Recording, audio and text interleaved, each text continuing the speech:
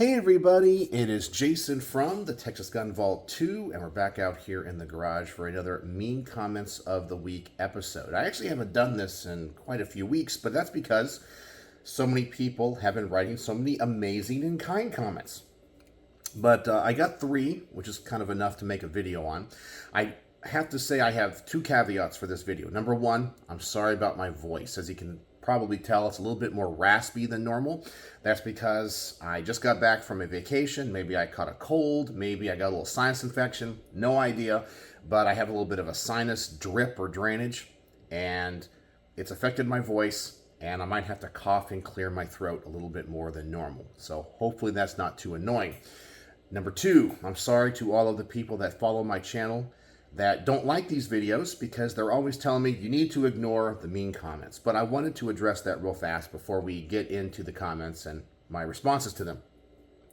These comments never bother me. In fact, I laugh at them because the great battles of my life are in my past.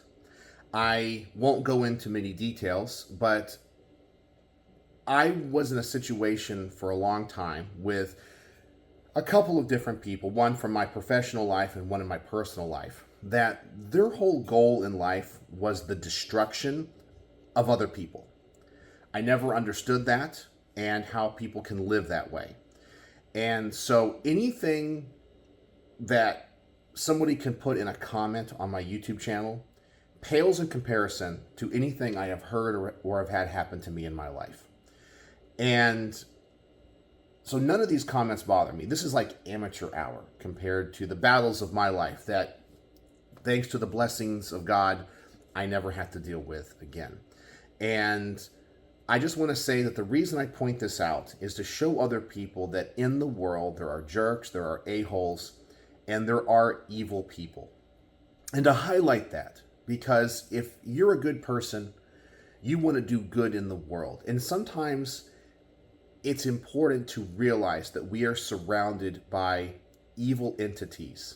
I don't want to get too metaphysical, but evil spirits, and I'm not sure if they, I don't know if they like possess other people or they influence other people. I have no idea, but they surround us, and it's a constant battle to be good. But with that out of the way, I guess I just want to say, and borrow a kind of a, I guess, paraphrase something that Robin Williams once said. Always be kind to other people because you never know the battles that they are fighting. And you guys know what happened to Robin Williams. You know, he ended up, I guess you can't say the word here on YouTube, but he deleted himself from existence. And it's a very sad and tragic story. So obviously he was having to deal with a lot of internal angst and problems and depression and so forth. It's a very sad story. And when you think about it, you're absolutely right. It's easy to want to go out into the world, and when you see something that you don't like, just to be mean, especially if it's on the internet and you can get behind one of these keyboards, but you don't realize the battle that the person you're trying to demean is fighting. And maybe if the role was reversed, they would have a different perspective. But I like to highlight these comments because these people think they're hurting me or trying to get under my skin, and they're really not. And they're just fun, okay? They're just funny to me. I just want to share with you guys this side of the content creation of being a YouTuber. And I don't know, what do you call someone that's on Rumble? A Rumbler? I don't know. I haven't heard anybody use that before. Anyway, so let's go through it. I have two kind of not so mean ones, just kind of funny ones. And then I got one that I think stabs at the heart of the philosophy of the Texas Gun Vault. So here's the first one. The first one comes from the range report and discussion on the Kimber K6S revolver in 357 Magnum. And in this comment, I guess they're replying to one of my comments in the video where I say this revolver has a lot of recoil. It's a small 357 Magnum revolver. I didn't find it to be very ergonomic, and it hurt. And I believe in the video, I think I jokingly say, well, maybe I'm a wuss, okay? I just don't like small 357 Magnum revolvers, my personal preference. But this person, Dennis Kennedy, says, you're exactly right. You're a wuss. Well, first off, if you're going to try to demean somebody, at least spell correctly. Now, I am not the world's greatest writer, and I'm definitely not the world's greatest speller. But I know if I'm going to try to demean someone and be an asshole, I'm going to try to at least spell my words correctly and use correct punctuation. And in this case, correct capitalization. So all I can say is I don't think I'm a wuss, because I think .357 Magnum and a little tiny revolver is a little bit too much for me, and probably too much for most people that gun is designed for. Now, if you like to shoot 50 BMG out of a little tiny pocket revolver, it's good on you. I don't judge anybody. I believe that we have so many options in the firearms world that you need to find the right gun for you. And so I think it's important not always to come across in gun reviews as being the big alpha male. I know a lot of people like certain channels because they have like the big deep voice, and they got the muscles, and they got the big beard, and you're like, wow, I want to be that alpha male. I want to do all that, so I want to be just like them. Not everyone's like that. I don't want to be like that. And I hope that my content gives a different perspective to people. Because if you go out there and you see review after review after review of a certain gun that has a lot of recoil, and all the alpha males don't want to sound like they're weak or wimpy, and they're all, this is like shooting a 22. And then you go out and shoot this thing, and you're like, oh, I can't use this effectively, because I would never recommend the Kimber the K6S to somebody that has weak wrists or might be recoil sensitive. It would be stupid, because if they ever had to use that gun in a self-defense scenario, it would be ineffective, because they would shoot at one time, their hand would hurt, they'd be in shock, if their adrenaline's, you just couldn't control it. So what's the point of having a gun you can't control? So I give people my personal perspective, and maybe somebody watching that goes, okay, so I have these people say it's easy to shoot, this person says it's not. Well, maybe I should look into this and maybe rent one at the range before I go buy one. So that's why I do it. But anyway, lesson here is learn to spell if you're going to try to demean someone. All right, number 2 is kind of in the same vein. And this is on my range report of the L&T Lewis Machine & Tool Defender 2000 with the gas piston system. And Ortiz 11039 said, it's a military-grade combat weapon. Hit the gym, bro. And what he's responding to is the fact that in the video I talk about this weapon system being really heavy for an AR-15.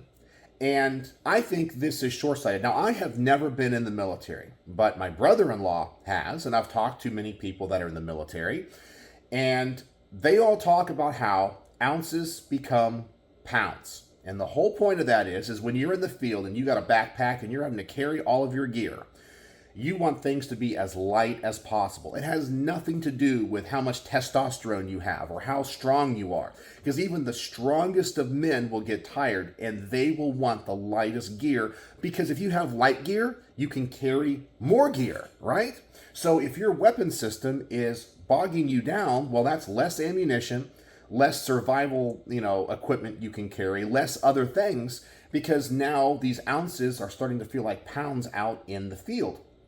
And I like to say, when it comes to AR-15s, that Eugene Stoner had it right from the very beginning. The whole idea was to go to the lightest possible weapon system possible. And if you ever get a chance to shoot an M16A1, or an AR-15A1 with the pencil barrel, the triangle handguards, it's so light, and you appreciate this for what it is. You go, wow, this is innovative, because before that they had the M14, which was big, heavy, wood, steel. And so the whole point was a soldier could carry more ammunition, could carry the weapon, could do all these things a lot easier and not be bogged down. And it could save their lives and make them more effective soldiers. And so this person, I don't think, has ever been in the military. And if you've been in the military, tell me if you agree with me or not. Do you want a weapon system that's really heavy and gonna, bog you down? But this person is like, hit the gym, bro. Well, as I always want to say, the Second Amendment is not just for people that are fit. I mean, come on. I have the Texas Gun Vault Tactical Dad Bod here, and I'm sure some of you that are watching my channel are probably not in the best of shape. Not everybody that's in the gun world is between the ages of 20 and 34. Some people are my age, mid 40s. Some people are in their 50s, 60s, 70s, 80s. And you're going to want something that's light and easy to shoot. And your rights are just as important as somebody that's 20 years old and is in shape and is in the military. So I think it's silly and short-sighted to say, if you can't do something, well, go hit the gym. And this is the kind of attitude that pervades in the gun world that I think is toxic, that you're only a gun guy or a gun gal if you're in the tip-top shape and the peak of your life, because you're only in that window of your life for a very short amount of time. But the Second Amendment is for everyone, from the old lady living alone in an apartment to the 18-year-old that's joining the military. It's for everybody. And that's why it's important to have so many different types of guns and weapon systems, because we live in the golden age of gun manufacturing, where we have so many options. And you should never look down upon other people because they gravitate towards certain guns. I always joke about Kel-Tec and the people that shoot Kel-Tec, but in the end, I'm glad they have Kel-Tec, because if people want to have a Kel-Tec, which for me are cheaply made guns that fall apart at the range. Like, I would never want to own one, and I do not trust them because I've had two of them literally fall apart at the range. But I know people that love them. They love the innovation. There's just something about it. Okay, I can snicker and go, oh my God, they're pieces of junk. But in the end, in my heart of heart, I go, if it's either all they can afford or if it's what they really want, hey, they're in the Second Amendment. They're fellow gun owners, and they're going to help support and push Second Amendment rights. So why do I want to belittle them? Right? We're not going to get anything accomplished by me making fun of them. I can disagree with their choices, but I don't have to be mean to them. Now, we get to the last one. And this is the one that I was saying kind of hits at the heart of the Texas Gun Vault. Because one of the philosophies of the Texas Gun Vault is the Second Amendment is for everyone. I just mentioned that a moment ago. It doesn't matter what your political affiliation is, because generally here we might talk a little bit about politics, okay? But for the most part, especially on the main channel, it's all about guns, okay? It's Second Amendment advocacy. So I don't care if you're young or old. I don't care if you're skinny or fat. I don't care if you are white or black or Hispanic or whatever. I don't care if you're straight, bi, gay, trans. I don't care, because this channel and what we talk about here has nothing to do about those issues, right? Because I personally believe that regardless of any of the determining factors that you either describe yourself as or that you were born as, have nothing to do with your inalienable rights to own firearms and to be a responsible gun owner. None of that matters around here.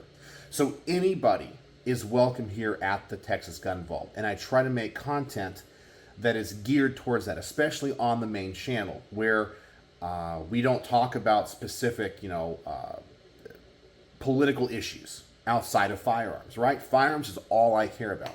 So let me read you this comment from Gunsquawk4443.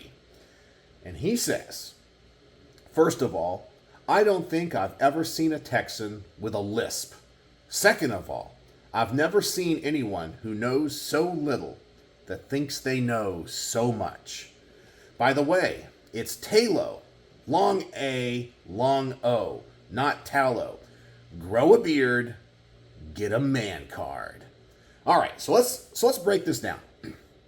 I don't think I talk with a lisp, okay? If I did talk with a lisp, I'd be super. I'd be talking like this, but I don't, right? Now, let's say I did. Would that change anything about the content that I make? No. And if you talk with a lisp, does that mean you shouldn't be allowed to have an opinion on guns or not own guns? No. I don't care how you talk. I don't care. I mean, obviously, this is an underhanded thing about calling me gay. But what if I was gay? Does that mean anything? Does that change anything? I don't talk about those issues here, right? I mean, I'm not gay. But if I was, I don't care. I don't care if you're gay. Could care less. Do you like guns?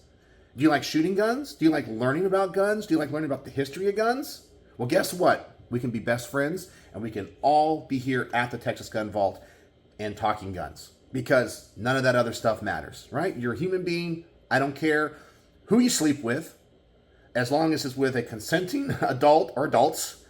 No kids are involved. And, I don't want to see it, and maybe I don't want to participate in it. So just don't do it in public. So if you do those three things, you're totally fine with me. I don't care what you do. Now, as to the seen anyone who knows so little that thinks they know so much. Okay, so obviously this comment is because I guess he thinks I mispronounced Talo or Tallow. So if you meet somebody or you see their name on a card or something, like a little "hello, my name is," and you mispronounce it, are you an idiot? No. T-A-L-O. If I ask people on the street, how do you pronounce that? I'm sure some people might say Talo. Some people might say Tallow. Does it really matter? And has that changed the quality of my content? I don't think so. He's just, immature and can't handle that. And then finally, grow a beard and get a man card. This is the exclusionary language that I don't like in the gun community. What does a beard have to do with anything? There's tons of tactical bearded operas, but does the beard do anything? Or does it just get in the way? I don't like beards, right? My wife definitely doesn't like a beard. She doesn't want me to have one. So I don't have one. So what's the point in just having a beard and being on YouTube? We already have enough of that, right? I'm just going to be me. And then for his comment on get a man card. Well, as I said before, what if I was a woman? Are women not allowed to own firearms? Or I don't know. They can be great content creators too, as long as it's quality content that's to the point, it has a purpose to it. I don't care. I don't care about it. As Benjamin Franklin once said, and this might be apocryphal, but during the Revolution, he said, "We all must hang together, otherwise we'll hang separately." Meaning you have to band together and fight as a group. And if you don't, and you push people away, well, they're going to be able to outnumber you and you'll be tried for treason, right? That was the whole point of that. And I kind of feel that's the way gun rights need to be today. We all need to hang together, otherwise we'll hang separately. And so when you have people like this that are exclusionary, so obviously he doesn't want to watch anybody who he might deem as gay or whatever, or because they don't have a beard. Well, he's by himself now, right? I'm here trying to welcome people into the gun community. You don't have to like my content. You don't have to be a part of the Texas Gun Vault. That's totally cool. But I'm always extending the hand and the invitation to people that might be new to firearms or maybe experienced with firearms to join us, be part of the cause, help promote the Second Amendment. Let's band together and do good. Because if gun owners of all walks of life, from every race, from every ethnicity, from every sexual whatever, come together, every age, every size, and we stand as a unified front and tell the anti-gunners, no, you're not going to take our guns, it's a much more powerful statement. But if people like this are allowed to persist, where only the tactical bearded operators, which are very few and far between, they unite together, they're going to get crushed. And honestly, I know it's maybe not the nicest thing to think, but in my mind, in my heart, I kind of hope that one day, because he's so exclusionary and hates other people who would otherwise be on his side, he's the kind of person that when they get, their rights taken away, I'm not going to fight for him. I'm glad if he lives in a state like California or New York and they pass another law that disarms him. You know what? He doesn't want to fight. He wants to belittle other gun owners. I'm not going to help him. I'm not going to help him. I want to help those that want to help themselves. And it's this type of attitude that sucks in the gun world. And one of the reasons why I don't like going to gun shows, I don't really like being around bigger gun events, because I see this all the time. People that are exclusionary, and we need to be inclusive in the gun world. We should be educating people. We should be instilling responsibility and a love of firearms and a love of our natural and enumerated rights. We need to be doing that. And if we're not doing that, we're not doing our job, and we're going to lose. And as I said, this just kind of hits home when it comes to the whole philosophy of the Texas Gun Vault. Because here, everybody is welcome, right? Just don't be a jerk. Don't talk about me in third person. Don't be a jerk to others. Don't use the F word, the FUD word, and we'll get along fine. You can totally disagree with everything I say on this channel. And there are people that comment that disagree with me. But you know what? They're super nice. They're nice people. And sometimes somebody might have a contradictory point of view, and I go, you know what? I didn't think about it that way. I'm totally fine doing that. But as long as we have a nice dialogue, we're all on the same team. We might like different types of guns. We might have different preferences. You know, I like PCCs. You might like revolvers. Whatever it is. We're still Second Amendment buddies, right? That's all it's about. So anyway, if you encounter these types of people in the gun world, try to educate them, right? They're all over the place, and it's really sad. And these are the people that are bringing our community down. So there you go. That is the mean comments of the week. I had to respond to that last one. The last one is just unacceptable to me. Because, you know, as I said, everybody's welcome here. Everybody's welcome here as long as you love the Second Amendment, you love guns, you love shooting, you love learning. We're all on the same team. So what do you guys think? Are these mean comments of the week crazy or whatever? Or do you sometimes you think I kind of overreact to them? You can tell me. We can disagree too. So let me know what you think. And I guess the word of the day. The word of the day will be, if you watch to the end. Well, because this guy doesn't like it when I say it, tallow is the word of the day. Tallow. Not talo, tallow. So now let me know what you think in the comment section below. And thank you as always for joining me here in the garage. So, as always, thanks for watching.